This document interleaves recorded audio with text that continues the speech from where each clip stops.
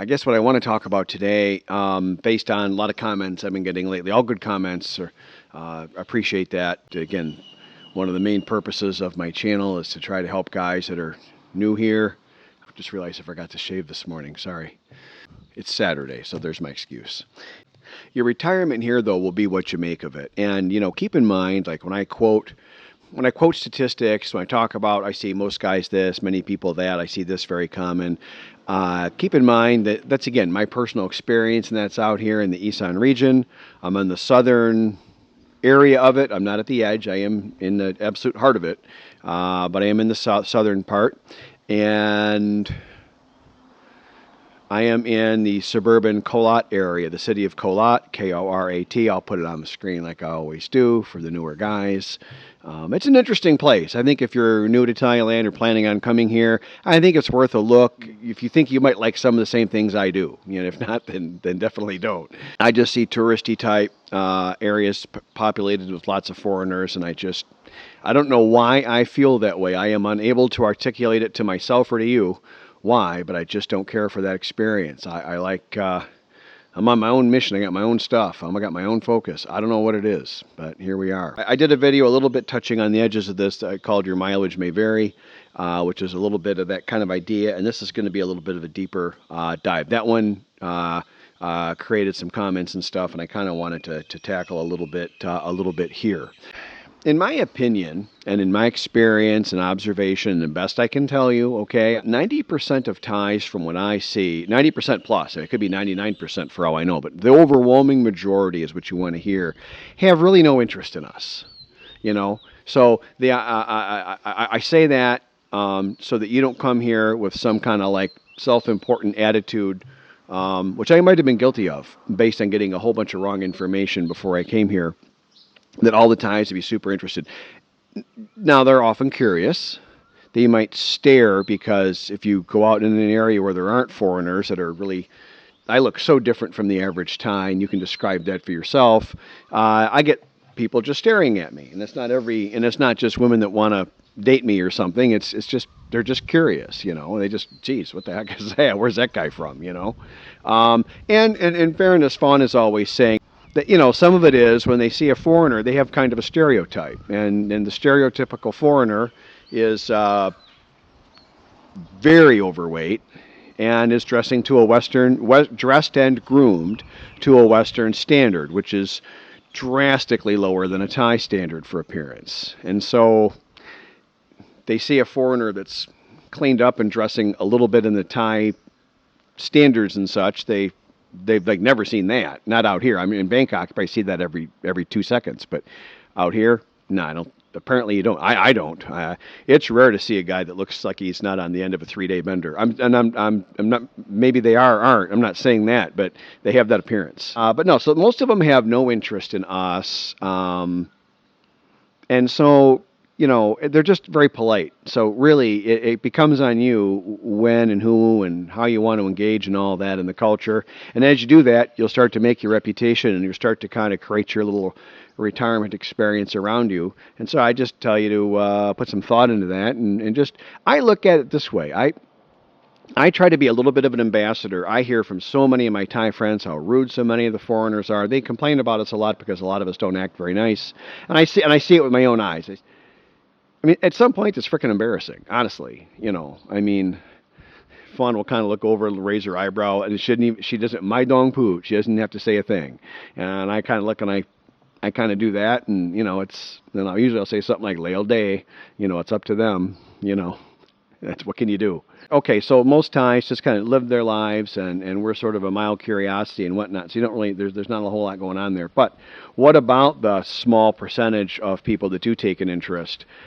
I have to be honest, as I've immersed more and as Fawns continue to kind of scrub and clean me up a bit, I do get, or maybe I'm just noticing it more, but I am getting kind of like, dirty looks from some like, not younger, because that'd be more rude because I'm older, so they're supposed to a certain amount of respect, but older Thai men seem to not appreciate me walking around with Fawn They probably make their own assumption. They could be. It seems like the dirty looks directed at me. They could be thinking that Fawn went and worked at a bar because, again, I've talked about that a few times. But that is the assumption here. That when the people see me and Fawn together, every time someone that doesn't know us and doesn't know our story, and every time they've asked how did we meet, the assumption was that she worked in a bar somewhere as a sex worker of some kind and got me that way. Like, that's 100%, not 90, 100. So that's apparently some kind of common thing. Is it all? No, I'm not saying that. I can't say that. I only live out here in my one little area. I only know so many people. But out of the 20 times people have asked, every single one has been, so which bar was it? Which, oh, I didn't know you did new massage. It's all that kind of stuff, okay? So anyways, but of the small percentage of people, wrote it down here, that do take an interest, of the women, you get your financially trapped people. I got to do more on debt. Debt is like almost every bad story I know here of where the local person has done something bad, gone against the traditional culture of being good-hearted and all that, and has compromised their integrity or honesty, and tried to or actually scammed another Thai or a foreigner.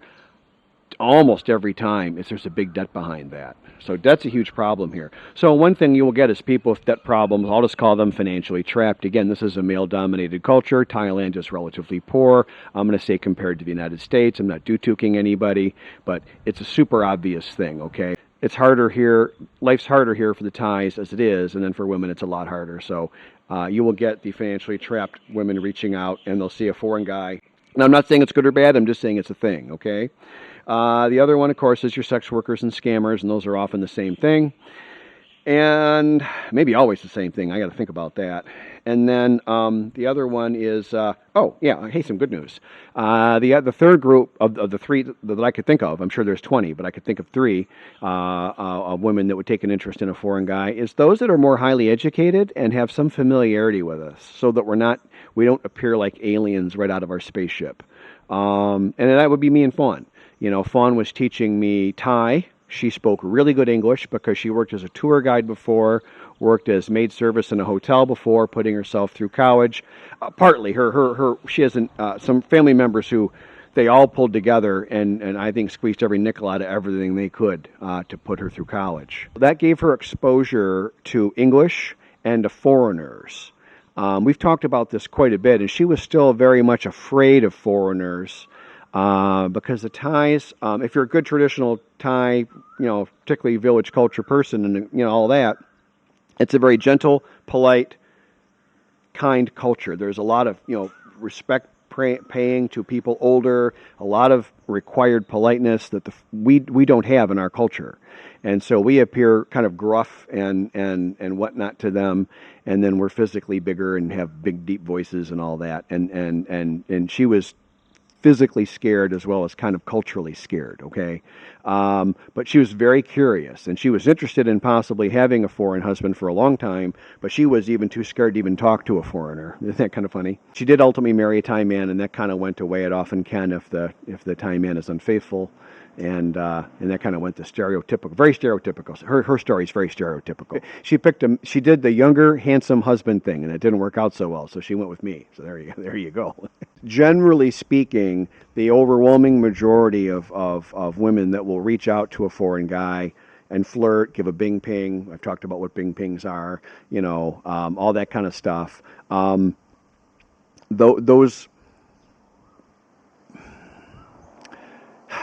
Those bolder women under the Thai culture, generally that isn't a good thing. There's usually some level of something not good going on. If you're going to date, again, if you get a date online, stay off of the Thai sites at least and use Badoo or Tinder or something. And you got to screen them. And if you start getting good at the screening, and I got many videos on that, you'll find that out of the 100, flirts and likes and things you get on those apps, you find out of every 100, you'll have 1 or 2 that might be possible prospects. And then you'll date, and out of the 10 dates you have, there might be 1 possible prospect. And you're starting to see how the odds will work, okay? Finding the actual honest, nice girl out of all that. They're there. They are there. You can find them.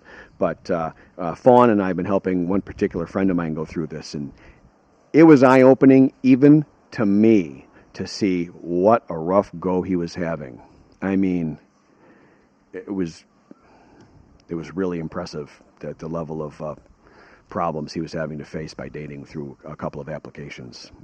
The other thing I see here on what will shape your experience is, and again, this is my observation. All I can tell you is what something walks and quacks like. I have no way to tell you what it really is or what the underlying causes of it are. I'm not a Thai. I'm not a Thai person. I haven't lived here for 40 years. Even if I lived here for 40 years, I'd need like some kind of PhD in Thai cultural studies or something. And I know I'm never doing any of that. I'm here to relax, okay?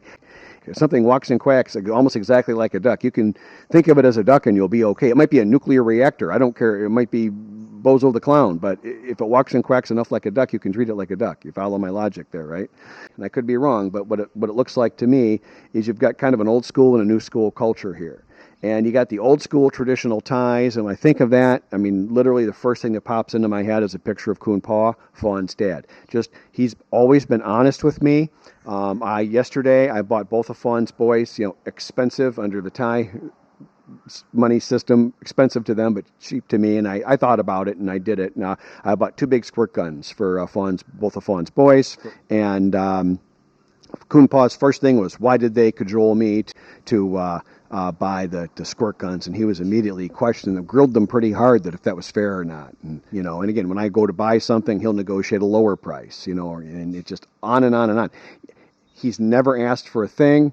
He did say he wouldn't mind if he helped build the whole house. Maybe in the end, maybe it would be nice if he had a couple of things he never had before. And I was going to do that. And actually, it was he thought of something that was about half or a third the value of what I was thinking of giving him anyway. So apparently, Kun Pa and I are on the same page. Okay, and there's like kind of your old school culture, and then the newer kind is this Dong Cho. I'll try to remember to put it on the screen, and you get this. The person has to be higher than everybody else around them, immediately or proximate. They have to be culturally, social, chansung, higher social class, high so, more than everyone around them. So that means they want to look good and they want other people specifically to look bad is what you want to hear. And I've seen this enough, I'm sharing it on this video. It's the chansung makwa kon un, something like that. I have to be higher than other people. There's a better way to say it, and so forgive me for mangling that, but you get the idea. It's that, and that is not good. That is really not good. That is not always younger people, but far more often younger people. And I have seen some people my age, maybe not as old as me. I'm getting pretty old, but old, people middle-aged, 40s and 50s and stuff doing that. Yeah, it's the same as in the States. There's kind of an old school, all the telemarketers rip off all the old people in the United States because they're from the old culture of a person's word as their bond. So how can you make more of this? So one, and I say this all the time, and I just have a feeling that people probably won't hear it because it's not a fun thing to hear, but it helped me enormously. I needed some therapy, and I needed to kind of help get my head right after all the things I went through the last couple of years before I retired. And it was, and retirement itself is stressful. I mean, myself as an example, hopefully you can relate to some of this, or maybe hopefully not actually. I lose the ability to work. I've got to start living off of my investments and my pensions. I got to go and call and request my pensions, and they love giving those things out, don't they? That wasn't a struggle, all that kind of stuff, and that's all stressful. Then I had a divorce, which I was dumb enough to divorce late in life. It was the best decision for me by far, but it would have been way better. It's better for you if you do it earlier. It's just the closer, I've said this before, the closer your divorce is to your retirement, the more closely timed those are, the more expensive it's going to be and the more screwed you are because you got less time to recover. I've got a couple of friends, they were divorced 10, 20 years ago, and they have much more money than I do because they were able to build, and then they kept 100% of that, But, it is what it is. For me personally, I don't regret it. I'm fine. Don't worry about me. But for you, if things aren't going well for you, fix it or get out and do it soon, and then try to delay your retirement. To even a precious year or 2 or 3 makes a giant difference. And get into some good investments And if you're allowed to do some shifting in your 401ks or whatever you have, shift those things and make some smart moves. One of the things that helped me is, praise God, my son got me into NVIDIA a couple of years ago. I wish I would have bought more, but I bought a good chunk, and it's actually helped me. It's just stuff like that. God bless that boy, let me tell you. I would get therapy and just heal from your problems and your challenges and the things that are eating at you. And that was part of my weight loss. It's not what I was eating, it was what was eating me. I would really get your issues solved before you come here, because this isn't a good environment to solve your problems in. This is extremely distracting. You've got good weather 12 months out of the year. There's no winter to shut yourself in. You've got attractive women all over the place trying to get at you, and most of that, as I've just explained, is for not really good reasons. So one of the best things I did was I got my head straight before I got here. And sure, I screwed up some stuff. And sure, I could have even done better. I'm not saying that. But I'm just saying it helped, okay? The other thing I would do is I would set some goals. After your head is clear, after you're feeling really good about yourself, what I see clearly, the guys that come here to retire or not, some guys are just working. Surprising percentage of older guys come here, they actually engage in careers, which I had no idea. I thought everybody came here to retire. And I'm seeing, I don't know what the percentages are, but it's way higher than I would have thought. It's 20% or something are working. And they start companies with their Thai wives. Most don't get a work visa, and they really should. A work visa can be easy or hard to get depending on what province you land in Thailand. Talk to some Thai friends. Don't do this on your own. Investigate what services they offer at your immigration office.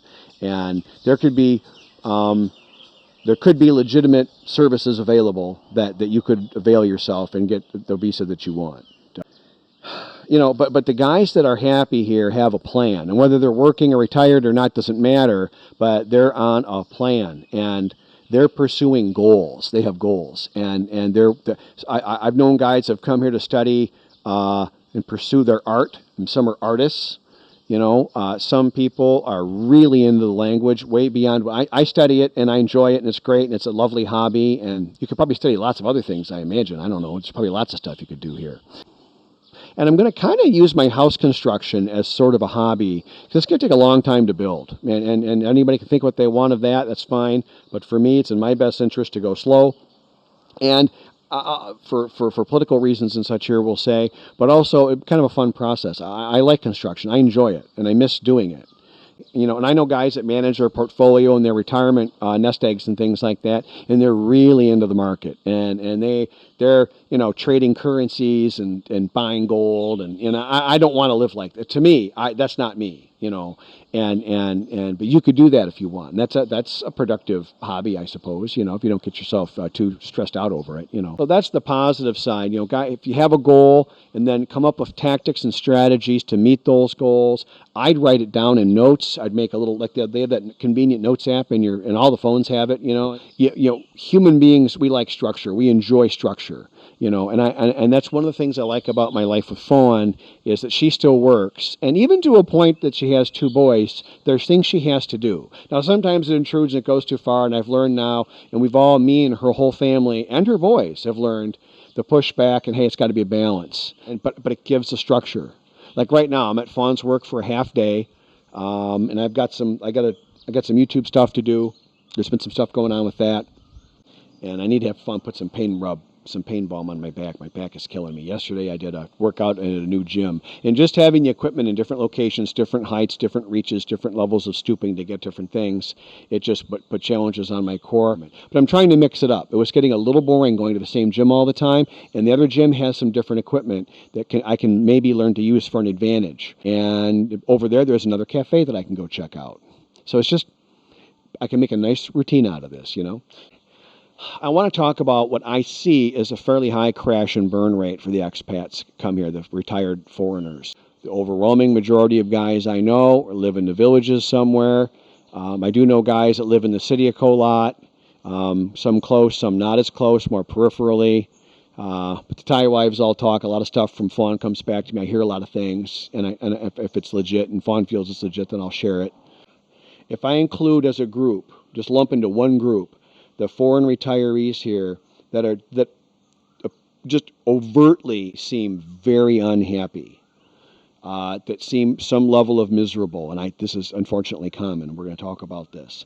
If I see that they have some addiction problems, from watching them in an hour and they drink 5 large Leos, those are like almost a liter each. If you consume like 4 liters of beer, 5 big bottles in an hour, I'm going to submit to you, sir, that is not conducive to your long-term good health. People that I know that has gotten back to me that have just lost the overwhelming majority of their money already. And then, of course, people that are talking about how they've been royally scammed, heartbroken, their wife left them, their wife had a husband the whole time. They've got to get out because they just found out that, their wife is... the retired sex worker didn't actually retire, and she's got several long-term clients or whatever you want to call that. And these are all real examples, okay? And so if I take all those guys and lump them into one big group and put a percentage on it, out here, I don't know, but it's a big number. It's absolutely in the double digits. It's not a single digit number. There's no way. It's not 90%. Again, I couldn't give you a number, but I could tell you whatever it is, it's way too high. It represents a significant risk for you if you come here without a plan, without keeping your eyes peeled, without being very careful who you choose.